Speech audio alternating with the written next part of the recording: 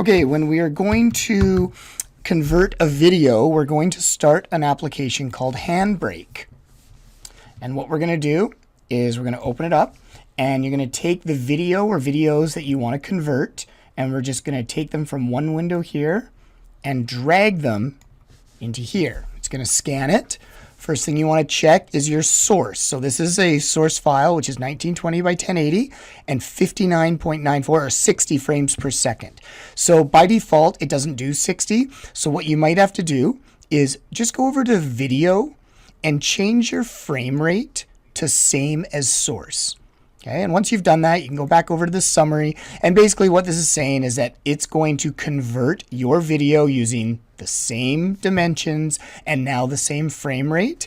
And I usually get it to save it as converted.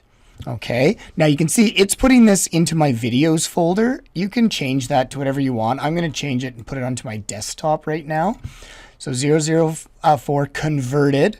And then what I'm going to do is start the encode right here. So I'm going to start it. It's going to process it.